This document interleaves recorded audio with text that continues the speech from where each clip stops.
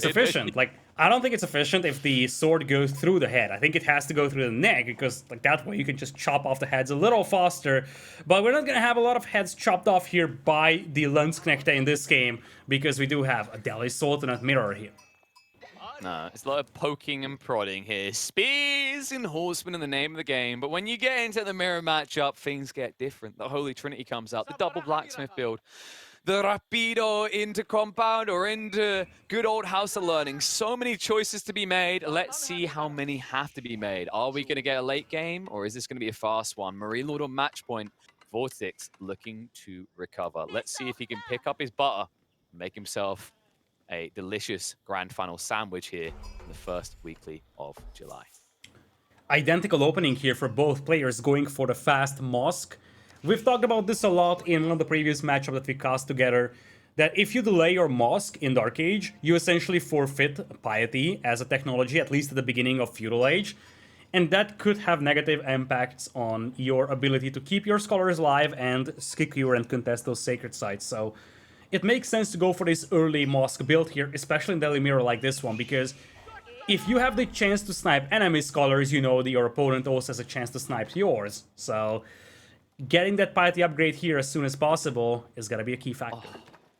And they both respect it as well. Both using the Straggler tree to accelerate themselves a little here. MarineLorD will be first to go across onto that gold. What I'm intrigued to see is if one of them goes to the double blacksmith. We've seen varying results out of that play, but I still think it's actually a good way to go here. You do double blacksmith into the delayed horseman spam, and when you arrive there, like, you will just have all the upgrades ahead of your opponent around that key timing when you move out with Sanctity onto those sacred sites. Speaking of sacred sites, you do have two situated on the right side of the map, one on the left side. Relics distributed very evenly here. Maybe slightly better for MarineLorD, but the difference is very minimal between the relic placements for the two players. Yeah, I'd say this is very fair and balanced, unless you're one of those people that has weird conditions when you play OE and you're like, I always play right side of the map. You know, kind of like corner boy logics, like I must play in corner. No. But these guys will flex to the game. I think that's actually something fun is about these two when they match up. We said that they're quite similar in terms of how their micro skills are. Like I put these two easily in, I'd say, like the top 6 of best micros in the game. And this is a matchup where micro is going to be critical. Like in these fights, targeting out the skulls correctly, min-maxing the healing, which, by the way, is very cumbersome to do until we get the attack click move for Scholars coming in the next patch. So this is going to be a fun one. Yeah, this is going to be a very micro-heavy matchup. Like, as you said, focusing down the Scholars, but also peeling away the damaged units to heal them back up. In many ways, it's actually reminiscent of how French mirrors looked like, especially the early days of Age of Empires 4, where it was all about the Knights combat and making sure that you lose less Knights than the opponent. You're able to keep more of them alive, pull them back for healing. I can see something very similar playing out over here in the Daily Mirror. Yeah, honestly, like you hit the word there. Like VortiX to me is one of the best peelers in the game. In fact, if his Age of Empires 4 career ever stops, he could always get a job as a potato peeler in a local fish and chippy. But I mean, as you said that, MarineLorD, how about his micro? He's one of the best micro players in the entire game as well. So yeah, it's not going to be an easy thing for VortiX to do, because he's also up against an exceptional micro player like MarineLorD. It comes down to distractions. Like, if you can draw attention to multiple locations, that's when it gets quite spicy, because, you know, if you are nursing the fight for, say, like 2 seconds and someone peels instantly, you're already out of position. Now, horsemen do have the benefit of being able to move out of the way of danger very quickly, but if you're pinched by spearmen, it just might be GG in that moment. A little bit of cheeky scout harassment, as is typical in these situations. Doesn't really achieve much, though. Sometimes I think I would wonder, like, if you were to ask the players, do they think that, like, this sort of harassment really adds up to anything other than a nuisance? I'd be curious of the answers, because there is still a slight eco harassment in that if you attack them when they're returning, they get delayed, right? It's a small thing, right? But especially in the mirror, every single detail matters. And I think the real impact of this one is damaging villagers. Sure thing, you can use your Scholars to heal them, but that's not the optimal use of your Scholars by any means. So even just damaging villagers, you might have an opponent that forgets about an injured villager being on the gold mine, and you might be able to pick it up a little later. So from that perspective, that could be a thing to consider. It's not something that's like massive by any means, but small things can make differences And it could be the difference maker between you killing that villager or that villager surviving an actual raid. Do you know what I actually think it is? Like, I think some people expect it to be this kind of, oh, you know, keep your APM up, like, you know, make sure you're doing things so you're warmed up. And I think that's like a farce. Like, it can help, but that's not the real reason. I think actually the cool thing about scout harassment, some people won't think it's cool when I say it, it's the pings. It's very distracting. Doesn't matter how focused you are as a player. Like, it might distract you for a second or two when you're trying to think something through, or you're looking elsewhere, or there's multiple fights going on. If the scouts are able to just keep doing that non-stop, it really throws you off. It's a great point that you bring up. It's also keeping yourself warm when it comes to the micro. So the early first few minutes of the game, these are slow paced as compared to the level of micro that you have to show from, let's say, minute number 3 or 4 onwards. And if you just think about the fact that, okay, I'm going to play a slow game at the beginning because I don't need to use my APM, it might be difficult for you to switch gears to the point where you need to use it. So this is actually something pretty commonly done. I know that it's done very commonly in AoE 2. Not sure how well or how frequently it's done in AoE 4, but you intentionally over micro or overdo hotkeys in Dark Age just to keep yourself warm. Oh yeah, it's absolutely an element. Like, you know, as a person, like even before I started playing a lot more RTSs in the last year or two, like back when I was just playing a lot of MOBAs, like you know, I could probably move my hero the way it was with like 2 or 3 clicks every 10 seconds, but I'm like mashing my click button like yeah, I feel like I'm anime mode right now, but it's because you're ready for the moments. But speaking of getting ready for the moment, MarineLorD is going for that delayed prep. Notice the double blacksmith ahead of time. So VortiX already reacting by going to spears. You can see he's going for a more static approach, looking to target those sacred sites. A strong idea, but it does have gaping weaknesses, because if you pull too many to the front line and MarineLorD now commits to horsemen, he can target your base instead of those sacred sites. Indeed, looks like composition is going to be Spearman Horseman from this side of VortiX, whereas for MarineLorD, he was building an archer range. So now there is going to be a deviation in unit compositions. Now we're seeing a barracks being added. So yeah, the Holy Trinity is going to be there for MarineLorD. VortiX is going to have to scout and respond to that. Otherwise, it might come in as a nasty surprise for him that he's lacking one of the 3 key components of his army. Well, more importantly, he's lacking the key component of double blacksmith, right? I think VortiX only got 1. I hope he went for 2 because he did scout that MarineLorD done it as well. Like, it would be quite the whoopsie daisy if he's still playing 1. Yeah, it's 2. Okay, yeah, he done 2 in a very weird way, admittedly. I guess it makes I feel like it's a placement scouted, close right? to the mosque. He needed that connection, and he probably couldn't only place it like that. That's true, yeah. I guess it's also less likely to get scouted, whereas like MarineLorD, he done that typical me build 2 together so that stupid commentator can identify them straight away. Yep. Thank you, MarineLorD. A little bit of a scuffle here at the sacred site. For now, VortiX is being outnumbered, but the first spearman hitting the field, Archer out there, being focused down by the horseman. As you said, delicate micro needed here from both players. Archer falls, but the spearman now joined the engagement from both sides. Head pat is anonymous. It's just a healing circle jerk here. Deli on deli. Look at this. While men make war, the scholars try to make peace. Like, no, brothers, don't kill each other. We should be fighting the other civilizations. Maybe when we're done with our own version of War of the Roses. But now MarineLorD is in trouble. As you said, it's delicate micro. You lose one fight, it could slowly start snowballing out of control because... Wait. What's the scholar doing? Oh my... What is this movement speed? Oh, he's lucky. He's very lucky. VortiX didn't realize it. He'll now switch on to... He's gonna get the kill, though. Yep, that's a big deal right there. MarineLorD still keeping up the scholar count, but he's falling behind in other departments here. Spear and Horseman becoming a little bit of a pickle for him, and as a result now, VortiX likely to get control of multiple sacred sites. And this is where the snowball starts rolling.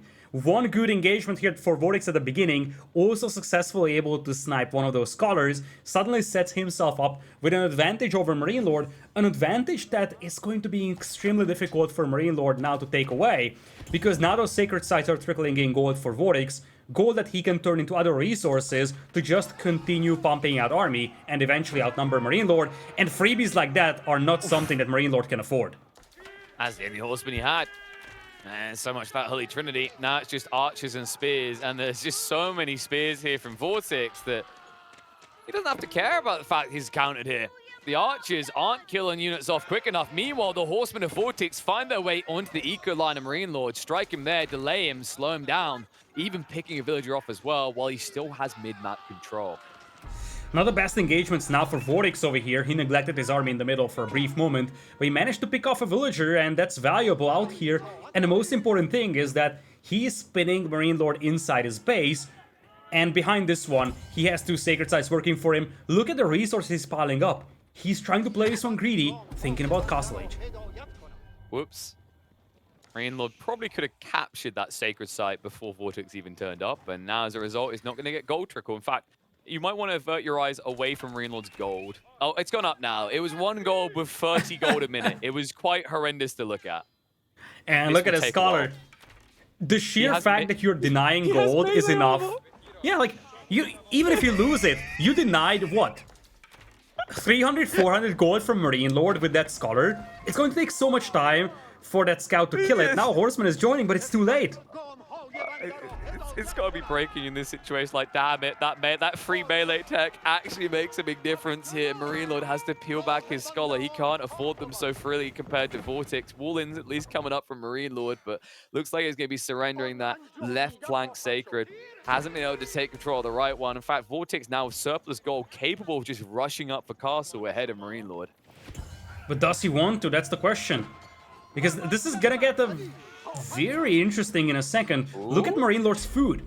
If MarineLorD is able to get gold for himself, that Castle Age timing isn't gonna be bad anyways, and VortiX is severely lacking food. Congratulations, you got the gold, but I don't think he has a market just yet.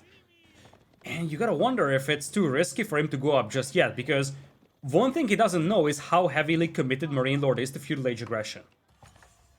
That's true. A lot of archers here to count out the spears, but there it is. VortiX gets together. The final drop-off comes in as he was switching over to the left berry patch. House of Learning is the choice, and that wall on the left side means it's very difficult for MarineLorD to scout this out. Even more so when he has 0 scouts in the game. And if you just look a little bit north of on that gold line that MarineLorD has, you'll notice that VortiX continues to snitch on everything happening in the back of MLord's base. And once again, VortiX is the aggressor when it comes to the raids over here. He's going up to Castle Age, now targeting this tower. MarineLorD is going to have a sufficient response to this one, but this is idle time that VortiX does not have on his eco, and those small things are building up into something bigger eventually. You say sufficient response. This doesn't look like a sufficient response to me. True. Where are the horsemen? On a coffee break, MarineLorD doesn't have horsemen. Coming in. Uh-oh, Yeah, this is worse than it looked like. That's why he has so much food, Lidakor. And now he doesn't have much army. He might need to reinvest it again. Repair comes out, outpost re-garrisoned, archers are backing up, but plenty of them dying here. Horsemen overwhelming, not even targeting out the 1 scholar yet, ignoring his pitiful heals. Instead, they'll breach the outpost, push the villagers back. VortiX with a tech up lead and now a 2-villager advantage can fall back and start looking once again upon those sacred sites. And look at the difference. Landmark choices could not be more different now. Yeah, big difference in here. As you see, upgrades are also missing from the Castle Age department here for VortiX. The saving grace for MarineLorD could be that his Castle Age timing is not terrible, and right now he's sitting on 2 sacred sites, whereas for VortiX, he has none, and VortiX is yet to even pick up a relic. So, yeah, sure thing, you have had a nice Castle Age timing, but it's not like you have a devastating army. We have 1 Lancer advantage here for VortiX, and behind this one, his gold income could be a source of concern in the next few minutes. One problem for MarineLorD, though, is he's going Lancers, and if he doesn't find value in the first 2 to 3 minutes, it's going to be a big whoopsie of a choice, because remember that Home Blades is being researched by Delhi on the red. So VortiX will have that lead.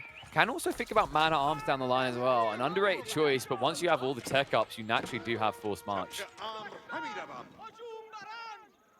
Uh-oh. Oh, The nice scout has raid. been revealed, but alongside it, he now knows a weak point. And remember that VortiX has his first Lancers now marching across the battlefield, and one of them's already arrived into the wood lines. MarineLorD does at least have textiles, so it's not the quickest butchering, but is still going to put him a few more villagers behind. And it's the idle time as well. The harassment on the eco. Harassment that VortiX is not really suffering from. The problem right now for MarineLorD is that VortiX's eco is untouched. And MarineLorD's is about to He's be probing the violated berries. here. Very clever. Very clever here by VortiX.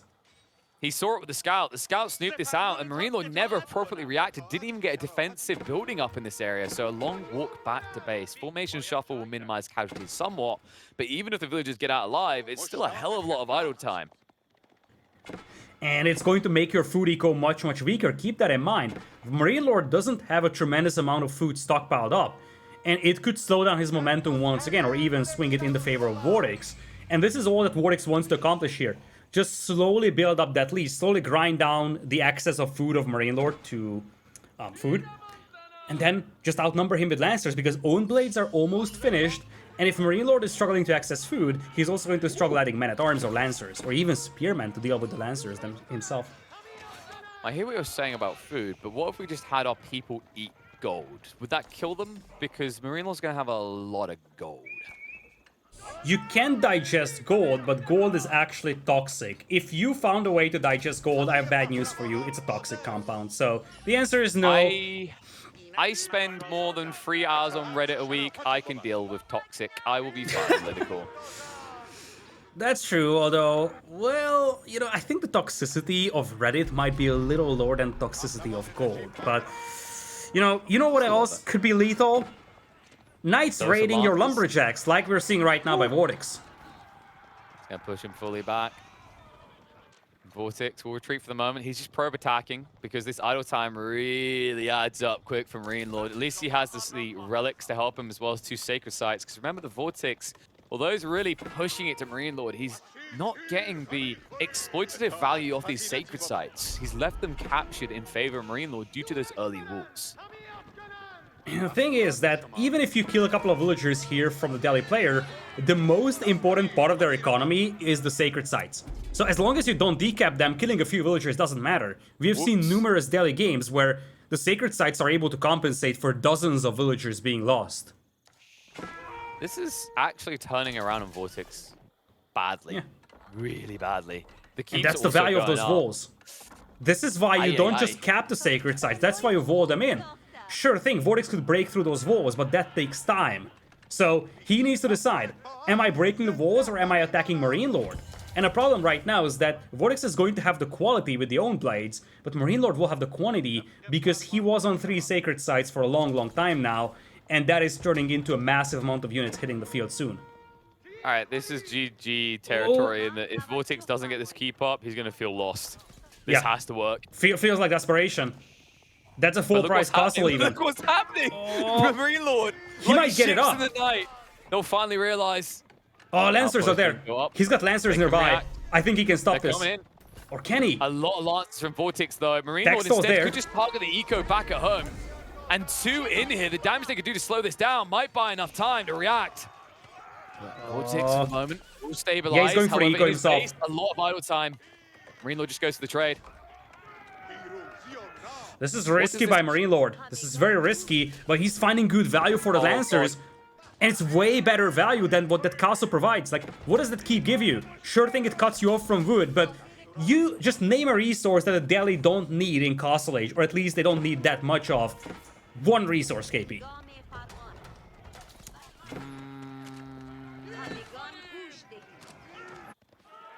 Food?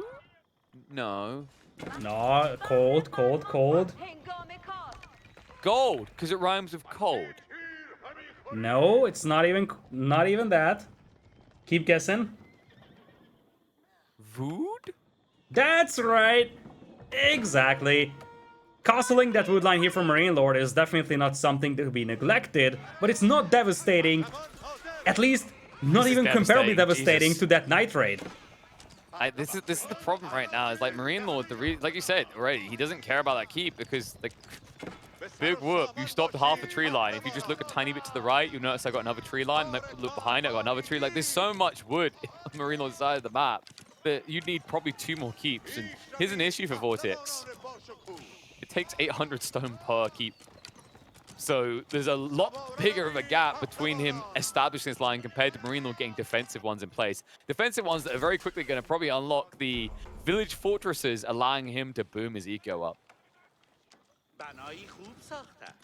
Yeah, village fortress is slowly coming in here.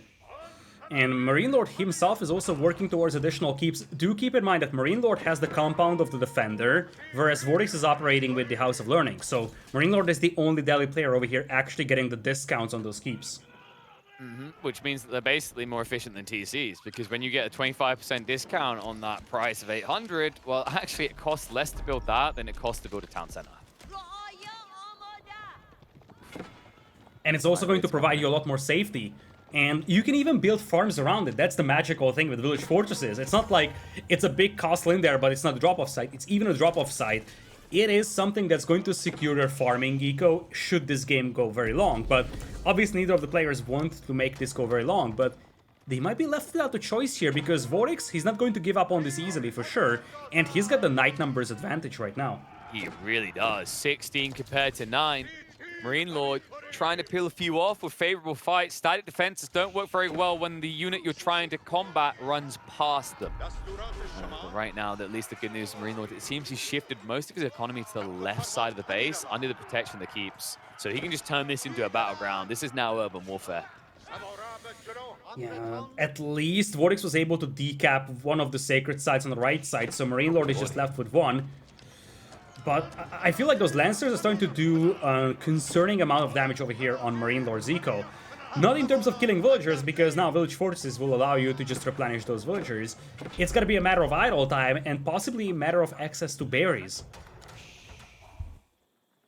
We might just have to see a farm switch. And the grim part from MarineLorD is you might have to make that farm switch off of straggler trees. Not an ideal situation, but very limited access to that valuable loot. And VortiX, I wonder if we're going to see a transition soon. Like, you've got these fort keeps. A siege workshop would make a lot of sense because then you could put a serious dent into the fully exposed base of MarineLorD. And he needs to do that because right now MarineLorD is coming online. He's trapping down the forward keep of VortiX, and once he's done with that, he's gonna have a very safe base back at home with 4 keeps in it, each of those acting as town centers. We could see MarineLorD reaching 100 villagers in the next few minutes if he's able to keep all these keeps alive. And right now, things go in the direction that he seems like he's gonna be able to keep all of these alive. There it is. Online, now at 4 TC effective. This is going to boom quick. Remember, MarineLorD, he got the lion's share of the relics as well, 3 compared to 2. Sacred Site's the only area that VortiX can find additional gold in, and we know how delayed he's been in terms of controlling those.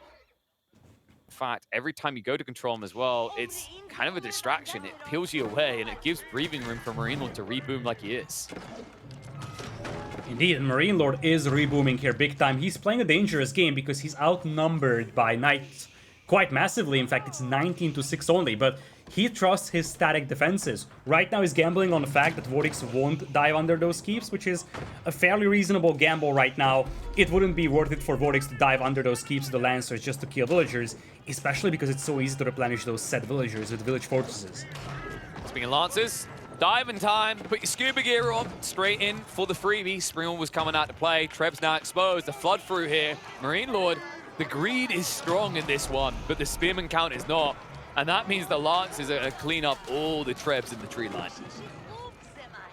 Great pushing over here. They're not diving into snipe villagers. That wouldn't be worth it, but those pricey trebuchets, they can be gotten rid of here by the forces of VortiX, and he needs to save that forward castle. He needs to buffer this up. He's down by 20 villagers. If he loses that forward castle, his aggression towards MarineLorD's base is gonna be gone, and MarineLorD can turn all his attention towards booming and then unleashing hell. He has to suspect that the village fortresses has come through, but he actually doesn't have confirmation because he doesn't see these farms still. He'll see them once this keep goes down, but even getting through that is difficult because the brilliant thing about village fortresses is it actually functions as a self-repair tool in that you build the villages from this structure being assaulted. So you're not really idling eco elsewhere. You can just start slotting them in with a little bit of food, and all of a sudden you already have your force ready to tap the hammers away. VortiX gradually falling behind in terms of economy. He's grabbing village fortresses for himself, but he only has 1 keep to operate with. So he is going to be the player behind the eco. He's the one that needs to make something happen. But one has to wonder what exactly he could make happen. His best option might be to go for a landmark snipe style approach, because if you think about that, all 3 not sacred sites, but landmarks rather, they're right next to one another, and they're not defended by keeps, unlike the left side of the map. And this is what I want to see. VortiX was stockpiling a lot of stone. He can go for a double keep drop. He can basically crawl into the base and go for those landmarks you're talking about. Not only that, he'll be able to build a villager fortress in village force in MarineLorD's base that takes away this valuable wood. And speaking of wood, repairing those landmarks will be a concern. Just think about it that way. It's not like MarineLorD has a plenty of wood to work with. He's fine for now, but it's not like he can sustain repairing landmarks for 5 minutes if they're continuously being trapped down here. The problem for VortiX is that he needs to get going, because it's not like his forward will last long enough here, and it just taps out. Wow, yeah, he just called GG. I think he just spotted the eco. Look at the size of his army. VortiX wasn't escalating quick enough. MarineLorD was. With the crossbows, the lances, he was taking the lead in every department, so VortiX just calls GG, maybe a little bit earlier than most, and MarineLorD, as a result, will get a quick 2-0 victory to make it into the grand finals of the first weekly for July. One thing that VortiX must not have known is how MarineLorD's army was looking like, because it's not like MarineLorD had a tremendous army. If VortiX went on to try landmark snipe, even maybe pulling all his villagers, that could have been threatening to MarineLorD. MarineLorD didn't have a massive standing army to stop that with.